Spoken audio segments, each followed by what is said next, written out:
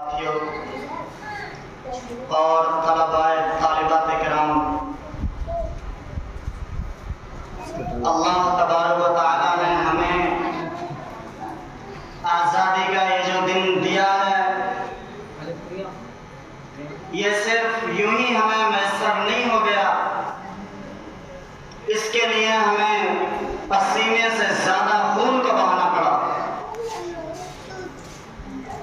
इसके लिए हमें अपने उलमा, मुसलमान और बिरादरान वतन को खोना पड़ा। अपने वतन के जवानों, यहाँ तक के पेट के अंदर बच्चों को भी खोना पड़ा। तो ये कुर्बानी की जो तारीख है, ये आज़ादी की जो तारीख है, ये जो खुशी की तारीख हमें मिली है, आज हम 77 साल हमें खुशी मनाते हुए हो गए कि आज 77वां साल है और 77वीं दफा हम खुशी मना रहे हैं। और अपने दिल की जो कुर्बानियां देकर ख्वाहिश जाहिर करनी थी, वो आज हम करना चाह रहे हैं। तो उसके पीछे बड़ा राज है और बड़ी कुर्बानियां और जद्दोजहद है। बड़ी काबिश मेहनत के बाद ये मुल्क हमें मैसर हुआ, वरना इस मुल्क में हमारा रहना सिर्फ रहना था, वरना असल पूछा जाए तो मरने से ज्यादा बदतर हमारी हालात थी कि हमारे जवान, हमारे बच्चे, हमारे बूढ़े, हमारे बुजुर्ग, हमारी औरतें, हमारी बच्चियां, हमारी माएं, बहनें इस मुल्क में रहकर अपनी इज्जत नहीं बचा पा रही थी। तो इस मुल्क पर जो कब्जा किए हुए था वो अंग्रेज जालिम था, जिसने इस मुल्क को गस्ब किया, इसकी हुकूमत का फायदा हुआ, इस मुल्क में अपनी हुकूमत करने लगा। वो अंग्रेज जालिम, ये अंग्रेज जो हिंदुस्तान में सबसे पहले इसने कदम रखा, वो बादशाह औरंगजेब आलमगीर रहमतुल्लाह अलैह के जमाने में हिंदुस्तान के अंदर आया था। बादशाह औरंगजेब आलमगीर रहमतुल्लाह अलैह को इसने अपनी चालबाजियां बयान की, लेकिन बादशाह औरंगजेब आलमगीर रहमतुल्लाह अलैह दूर अंदेश थे, दूर की फिक्र रखने वाले थे, उलमाए किराम से और बड़े लोगों से ताल्लुक रखने वाले थे। उन्होंने जब मशवरा किया कि अंग्रेज बरतानिया से हिंदुस्तान आना चाहता है और ये कह रहा है कि हम हिंदुस्तान की सरजमीन पर, हिंदुस्तान की जमीन पर बरतानिया से पैसा लाकर हिंदुस्तान की जमीन को और आगे बढ़ाएंगे और इसकी जमीन पर चार चांद लगाएंगे। तो बादशाह औरंगजेब आलमगीर रहमतुल्लाह अलैह ने जो मशवरा किया, उसका नतीजा और फैसला ये निकला कि अंग्रेज को इजाजत न दी जाए। अंग्रेज आया, भगा दिया गया।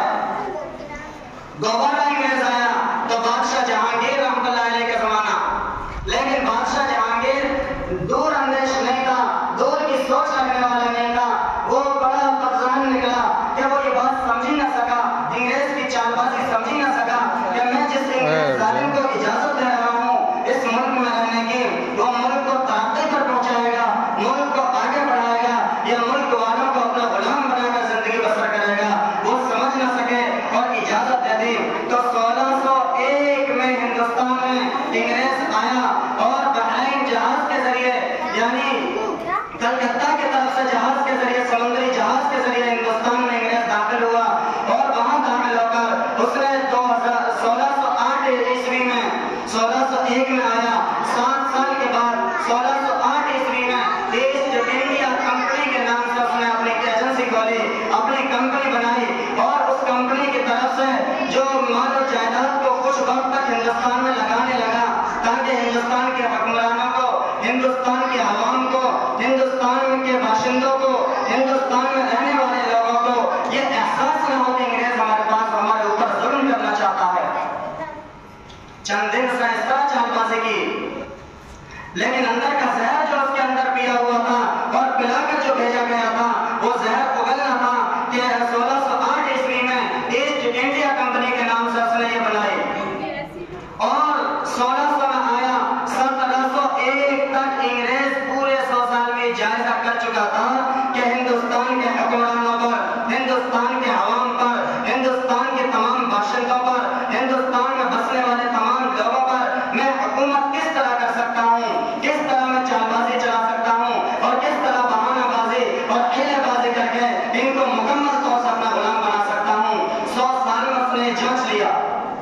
अब ये वही काम करने लगा। तो इसको जब इसने अच्छा काम देखा अंग्रेज का, क्योंकि इसने अव्वलन अच्छा काम शुरू किया, तो जब अच्छा काम देखा तो इसको 4 बड़े-बड़े सूबों पर हुकूमत दे दी गई। 1739 तक अंग्रेज 4 बड़े-बड़े सूबों पर हुकूमत कायम कर चुका था। 4 बड़े-बड़े सूबे उसके चुंगल में आ गए थे, 4 बड़े-बड़े सूबों पर उसकी हुकूमत कायम हो गई थी। तो 1639 में अल्लाह की शान, 1701 में अंग्रेज 100 साल में जायजा लेता है कि मैं किस तरह हिंदुस्तान पर हुकूमत करूंगा। अल्लाह की शान, अल्लाह हमारे साथ है। 1701 में अल्लाह तबारक व तआला ने शाह वलीउल्लाह मुहद्दिस देहलवी रहमतुल्लाह अलैह को शाह अब्दुल रहीम मुहद्दिस देहलवी रहमतुल्लाह अलैह के घराने में पैदा किया। इन्होंने अंग्रेज की चालबाजी को समझा और जांचा बरपा और अपने बेटे शाह अब्दुल अजीज मुहद्दिस देहलवी को बताया। 1739 में 1739 में शाह अब्दुल अजीज की पैदाइश है और अंग्रेज के 4 बड़े-बड़े सूबों पर हुकूमत कायम है। ये आगे बढ़ते हैं तो 1772 ईस्वी में 1762 में शाह वलीउल्लाह मुहद्दिस देहलवी का इंतकाल होता है, मुकम्मल 60 साल की उम्र पाकर। और 1772 तक यानी 10 साल उनके बेटे शाह अब्दुल अजीज मुहद्दिस देहलवी ने उनकी मसनद पर बैठकर हदीस और कुरान का दर्स दिया, इंसानियत का दर्स दिया, उख़्वत व मोहब्बत भाईचारगी का दर्स दिया। और 1772 में ठीक 10 साल के बाद उन्होंने देखा कि अंग्रेज हुकूमत करना चाहता है, अंग्रेज हमारे ऊपर हमें गुलाम बनाकर रहना चाहता है, हमारे ऊपर जालिम बनकर जिंदगी बसर करना चाहता है। इन्होंने जब देख लिया और जांच लिया तो 1772 ईस्वी में सबसे पहले जंग आजादी का फतवा देने वाला शाह अब्दुल अजीज मुहद्दिस देहलवी था। तो जब इन्होंने फतवा दिया, इसके बाद मुल्क में ये फतवा हम क्या गया, तो ये फतवा सुल्तान पहुंचता है मैसूर में सुल्तान टीपू रहमतुल्लाह अलैह के वालिद शाह हैदर अली रहमतुल्लाह अलैह हैं। उन्होंने अंग्रेज की मुखालिफत की, लड़ाई की, ये शहीद होते हैं। इनके बेटे सुल्तान टीपू रहमतुल्लाह अलैह ने लड़ाई लड़ी और ये 1799 में शहीद हो जाते हैं। सुल्तान टीपू कौन है, बहुत मुख्तसर समय बतला दूं। सुल्तान टीपू वो शेर हिंद है, वो इंसान है, वो मर्द मुजाहिद है, वो गाज़ियान हिंद है, वो गाज़ियान हिंद में उसकी गिनती है। ये सुल्तान टीपू ने अपनी ज़ुबान मुक़द्दस से सबसे पहले एक लफ्ज़ कहा था, ये जुमला कहा था कि शेर की एक दिन की जिंदगी गीदड़ की 100 साल जिंदगी से बेहतर है। कि इंसान सर उठाकर जी ले, ये उससे बेहतर है कि 100 साल तक गर्दन को झुकाकर, सर को झुकाकर जिंदगी बसर कर ले। कि मैं 1 मिनट जी लूंगा लेकिन आजादी के साथ जीऊंगा, और जब मुल्क गुलाम होगा तो मैं इसमें जीना का बहुत दूर मरना भी पसंद नहीं करता। सुल्तान टीपू रहमतुल्लाह अलैह ने लड़ाई लड़ी, 22 घंटे मुसलसल लड़ाई हुई है, 22 घंटे। 1799 में सुल्तान टीपू रहमतुल्लाह अलैह की शहादत होती है। शहादत के बाद कितना अजीब मामला है, अंग्रेज के दिल में कितना खौफ है। अंग्रेज 8 घंटे लाश पड़ी हुई है, 8 घंटे हो गए, अंग्रेज पास नहीं जा रहा है। दूसरा दिन, तीसरा दिन, चौथा दिन, 5वां दिन, 6वां दिन, 8वें दिन अंग्रेज लाश के पास गया, उसको यकीन दिलाया गया कि अब तो ये लाश है, अब तो ये मुर्दा है, तुम पास जाकर आजादी का और अपनी हुकूमत का ऐलान क्यों नहीं करते। तो अंग्रेज का जनरल कर्नल सिपह सालार कहता है कि नाना, अगर इसमें जरा बराबर ताकत हुई तो मुझे राख कर देगा, आग कर देगा।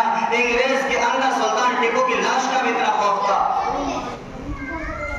खैर, सुल्तान टीपू रहमतुल्लाह अलैह की शहादत होती है क्योंकि इनके सिपह सालार, इनके लश्कर के सिपह सालार मीर सादिक ने गद्दारी की है। लोग बयान नहीं करते कि 1799 में लड़ाई हुई है, इससे भी पहले 1754 में नवाब सिराजुद्दौला ने लड़ाई लड़ी है। फिर आगे थोड़ी सी तैयारी हुई और शाह अब्दुल अजीज मुहद्दिस देहलवी का फतवा है कि अंग्रेज के खिलाफ जिहाद फर्ज हो चुका है, अंग्रेज के खिलाफ जिहाद फर्ज हो चुका है। तो शाह अब्दुल अजीज मुहद्दिस देहलवी के बेटे और इनके शागिर्द शाह इस्माइल शहीद रहमतुल्लाह अलैह, शाह इस्माइल शहीद और सैयद अहमद शहीद रहमतुल्लाह अलैह दोनों बुजुर्ग उठे और अपनी ताकत बनाना शुरू की। और ये दिल्ली से उठे, एक रायबरेली से आए, एक दिल्ली से आए और चले और पंजाब की तरफ गए, उधर से सरहिंद की तरफ से अपनी ताकत बढ़ाते हुए लाए। जब पंजाब पहुंचे तो राजा रंजीत की हुकूमत थी, मोहम्मद अबन सिकता राजा रंजीत की हुकूमत थी। राजा रंजीत ने खत लिखा कि शाह साहब, सैयद अहमद शहीद रहमतुल्लाह अलैह को खत लिखा कि शाह साहब, जहां तक आप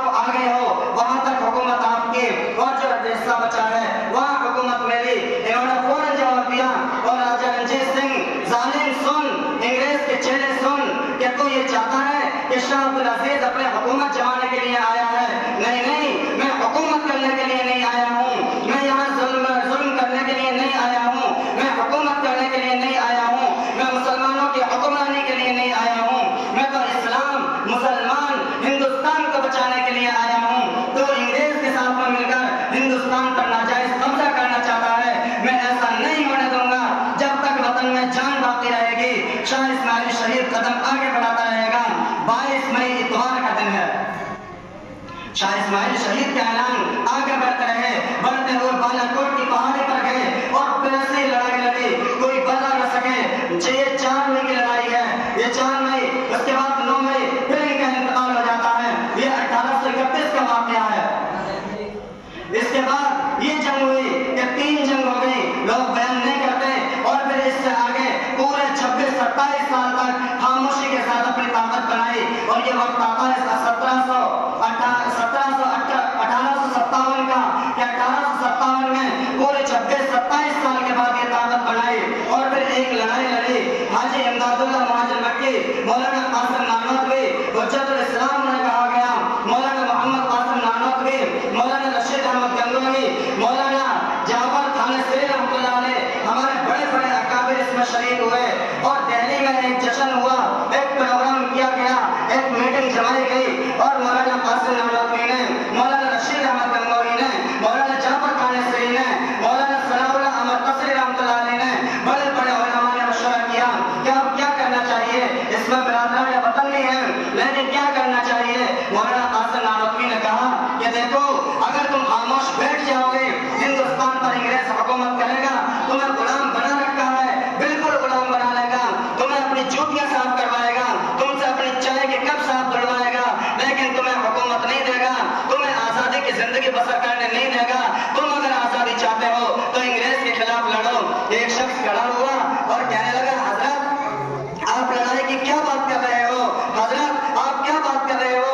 हमारी तादाद तो बहुत कम है, अंग्रेज की तादाद तो बहुत ज्यादा है, अंग्रेज के पास हथियार बहुत ज्यादा है, अंग्रेज के पास तोपें बहुत ज्यादा है, अंग्रेज के पास तलवारें बहुत ज्यादा है, अंग्रेज के पास खंजर वसाइल बहुत ज्यादा है, उसके पास असबाब ज्यादा है। हम कैसे अंग्रेज पर हुकूमत करेंगे? हम कैसे अंग्रेज से लड़ाई लड़ेंगे? हम कैसे अंग्रेज से मुकाबला करेंगे? मौलाना कासिम नानोतवी ने इस पूरी तकरीर की, इस पूरी तफसील की एक लफ्ज में बात खत्म कर दी। फरमाया, ये बतलाओ, क्या तुम्हारी तादाद गाज़ियान बदर से कम है? गाज़ियान बदर, आप जानते होंगे कि अल्लाह के रसूल सल्लल्लाहु अलैहि वसल्लम ने जो इंसानियत को बचाने के लिए सबसे पहली लड़ाई जालिमों से लड़ी है, वो बदर के मैदान में है। बदर के मैदान में इंसाफ वालों की, इंसाफ करने वालों की, अदल व इंसाफ वालों की, इंसानियत चाहने वालों की, मोहब्बत और भाईचारे की चाहने वालों की तादाद जो थी वो कुल 313 थी। और जो सामने जालिम था, सामने जालिम और जुल्म करने वाले थे, उनकी तादाद 1000 से ऊपर थी। 313 ने मुकाबला किया। मौलाना नानोतवी ने फरमाया, क्या तुम्हारी तादाद गाज़ियान बदर से कम है? लेकिन अफसोस इस बात का है कि आज उसको भी गदर कहकर खत्म कर दिया जाता है। चंद दिन पहले तो उसे पहली आजादी, पहली जंग कह दिया जाता था, लेकिन आज तो उसे गदर कह दिया गया। ये गदर अंग्रेज का लफ्ज है, मेरा और आपका लफ्ज नहीं है। हमारे बड़ों ने कुर्बानियां दी हैं, हमारे बड़ों ने कुर्बानियां दी हैं। और इसी तरह ये 1758 की जो लड़ाई हुई, लड़ाई में मुसलमान हार गए। तो बदकिस्मती की बात, कोई बात नहीं, मुसलमानों की शिकस्त हुई, मुसलमान जंग को हार गए, बिरादरान वतन जंग को हारे, मुल्क के रहने वाले बाशिंदे जंग को हार गए, बदकिस्मती की बात। लेकिन इसका मतलब ये नहीं कि अंग्रेज से खौफ ज़दा हो गए, ना ना, अंग्रेज का फिर और ज्यादा मुकाबला करने वाले बने, और ज्यादा बहादुर बने, अपनी ताकत बनाना शुरू की। 1758 में लड़ाई होती है। लड़ाई के बाद, उसके बाद अंग्रेज ने फिर सर्वे कराया मुल्क का, क्या बताओ हिंदुस्तान पर हम हुकूमत कैसे कर सकते हैं? अब तो उलमाए किराम, अब तो मुसलमान, अब तो बिरादरान वतन ये साथ आ रहे हैं, बताओ हम कैसे कुर्बानी दें, कैसे हिंदुस्तान पर हुकूमत जमाएं? अंग्रेज ने सर्वे कराया, हिंदुस्तान का जायजा कराया, मुकम्मल 2 साल लगे। 1858, 1859, 2 साल में उसने जायजा लिया। और जायजा क्या लिया? अंग्रेज ने जायजा लिया और रिपोर्ट पेश की कि हम हुकूमत जो कर सकते हैं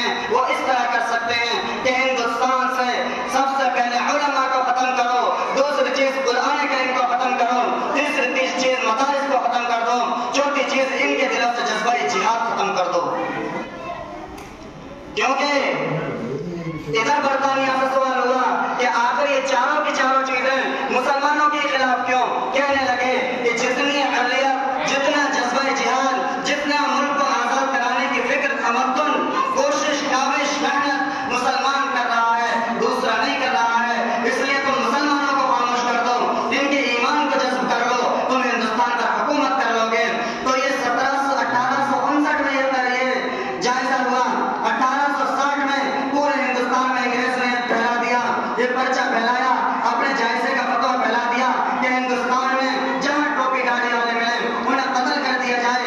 तो 1861 से लेकर 1864 तक मुकम्मल 3 सालों में कम से कम 51,000 हमारे उलमाए किराम की शहादत है।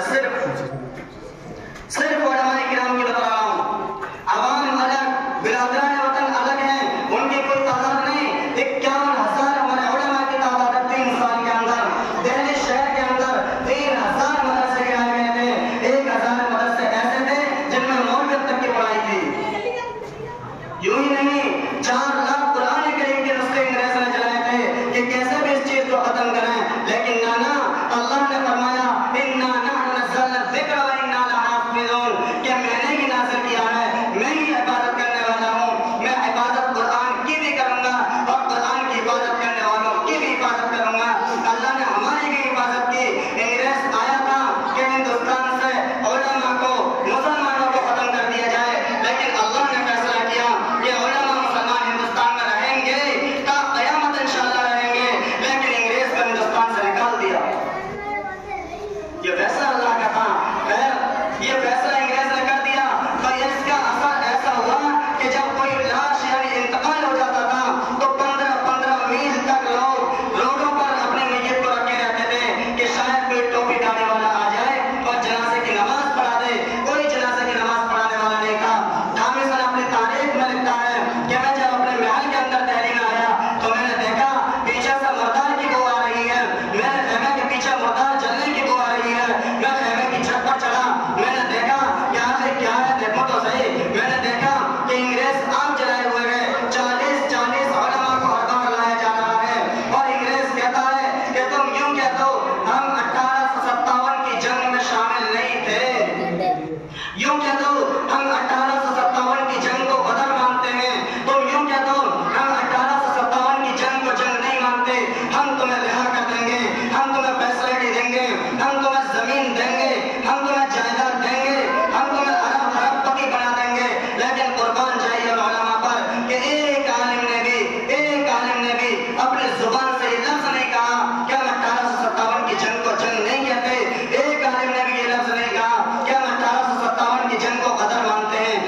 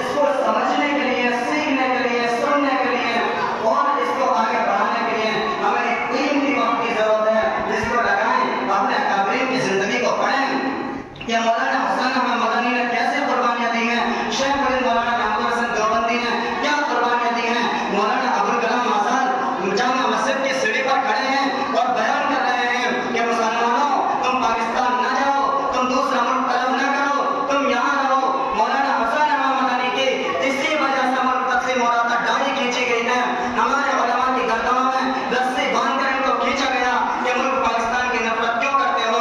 हमने कल भी नफरत की थी और आज भी उससे नफरत करते हैं। हम चाहते हैं हमारा मुल्क कल भी आजाद था और आज भी आजाद है और क़यामत इंशाअल्लाह आजाद रहेगा। तो मेरे भाइयों, अब मैं अपनी बात को खत्म करता हूँ कि हमारे अकाबिरीन ने जो कुर्बानियां दी हैं उसको पढ़ो, उसको समझो, पता चल जाएगा कि हम मुसलमानों ने बिरादरान वतन के लिए क्या किया है। और सब छोड़ो, एक मुख्तसर से जुमले में भी अगर देख लिया जाए कि इंडिया गेट पर जाकर अगर हमारी फहरिस्त भी पढ़ ली जाए तो सबसे ज्यादा सबसे ऊपर कुर्बानी देने वाले जो हैं वो मुसलमान हैं। और ये कुर्बानियां मुसलमानों की जो हैं ये 1857 से हैं। इससे पहले इतने शहीद हुए, उनकी कुर्बानियां नहीं है उसमें। 1857 से गिनने पर इतनी कुर्बानियां हमारी हैं, उससे पहले सिर्फ हमने कुर्बानियां दी हैं, सिर्फ हमने मुल्क को आजाद कराने की कोशिश की है, उसमें किसी का नाम नहीं। मेरे भाइयों, मौलाना हुसैन अहमद मदनी ने फतवा दिया है कि अंग्रेज की फौज में भर्ती होना हराम है। कराची हालत दिन हाल में मौलाना हुसैन अहमद मदनी को बुला लिया गया, पूछा गया, अंग्रेज ने पूछा, हुसैन अहमद क्या तुमने फतवा दिया है कि अंग्रेज की फौज में भर्ती होना हराम है? हुसैन अहमद मदनी रहमतुल्लाह अलैह फरमाते हैं, दिया क्या होता है, मैं देता हूँ और आज भी देता हूँ, अब भी देता हूँ, और जब तक अंग्रेज जालिम हिंदुस्तान में रहेगा मैं ये फतवा देता रहूंगा, मेरे तन में जान बाकी रहेगी, मैं ये फतवा देता रहूंगा, अंग्रेज की फौज में भर्ती होना हराम है, हराम है, हराम है। हमारे काबिरीन ने कुर्बानियां दी हैं, अंग्रेज के सर में चढ़ के ये बात बोली है। और मैं बतला दूं, एक से एक मुख्तसर सा बता के अपनी बात खत्म करता हूँ।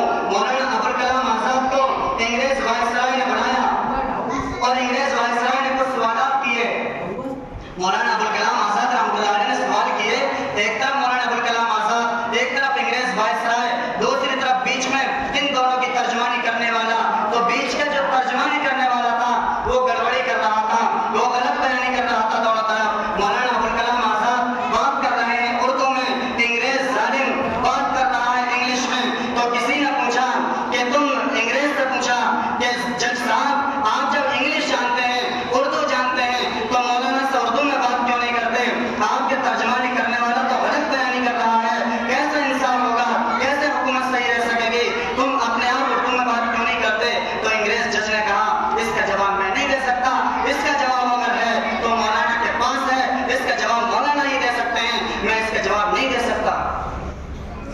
मौलाना से जब सवाल हुआ कि आप बता दें, तो अंग्रेज मौलाना ने कहा कि मेरा सवाल आवाम से, आवाम ने मुझसे सवाल नहीं किया, जज साहब से सवाल किया है, तो चाहिए कि वो जवाब दें। जज ने कहा, हजरत मैं आपसे दरखास्त करता हूँ कि मुझे इसका जवाब नहीं आता, आप जवाब दे दें। तो मौलाना अबुल कलाम आजाद ने फरमाया था, गौर से सुनने की बात है और याद रखने की बात है। मौलाना अबुल कलाम आजाद ने कहा था कि अगर मैं अब भी इंग्लिश में बात करूं, अब भी मैं अंग्रेजी में बात करूं, तो मेरी अंग्रेजों से लड़ाई कैसी? मैं इनकी जुबान इख्तियार करूं तो मेरी अंग्रेजों से लड़ाई कैसी? तो हमारे उलमा ने उस वक्त में अंग्रेज की जुबान से भी नफरत की है, अंग्रेज के रहन सहन से भी नफरत की है, अंग्रेज के चलन से भी नफरत की है, अंग्रेज के शिआर से भी नफरत की है, अंग्रेज की परछाई परछाई से भी नफरत की है। इतनी नफरत हमारे उलमा ने की है। यही मौलाना अबुल कलाम आजाद फरमाते हैं कि अगर कुतुब मीनार की बुलंदी पर एक फरिश्ता आकर ऐलान करे कि अबुल कलाम या मुसलमानों या बिरादरान वतनों, हम तुम्हें हिंदुस्तान में आजादी एक दिन में दिला देंगे, फरिश्ता ऐलान करे, फरिश्ता कि हम तुम्हें आजादी एक दिन में दिला देंगे, सिर्फ तुम हिंदू मुस्लिम एकता को छोड़ दो। मौलाना अबुल कलाम आजाद फरमाते हैं, कसम खुदा की कि मैं फरिश्ते से कह दूंगा कि हमें हिंदू मुस्लिम एकता नहीं छोड़नी, हमें हिंदू मुस्लिम एकता खत्म नहीं करनी, हमें आपस की भाईचारगी, उखवत और मोहब्बत, प्यार और उल्फत को खत्म नहीं करना। हम आजादी के गुलामी के चंद साल और जी लेंगे, आजादी लाने के लिए चंद कुर्बानियां और दे लेंगे, लेकिन हम हिंदू मुस्लिम एकता को नहीं छोड़ सकते। मेरे भाइयों, हमने उस दौर से हिंदू मुस्लिम एकता को रखा है और आज भी हम चाहते हैं कि हमारे मुल्क में जितने भी रहने वाले हैं, जितने भी बाशिंदे हैं, अल्लाह सब के अंदर इखलास, मोहब्बत, उल्फत और मोहब्बत पैदा फरमाए, सबको आसानी के साथ, मोहब्बत के साथ, प्यार के साथ एक जिस्म की तरह रहने की तौफीक अता फरमाए। जैसे हमारे उंगली में अगर कांटा चुभ जाए तकलीफ पूरे जिस्म को होती है, वैसे ही अगर तकलीफ हमारे हिंदू भाई को हो तो तकलीफ मुसलमान को भी हो, अगर तकलीफ मुसलमान को है तो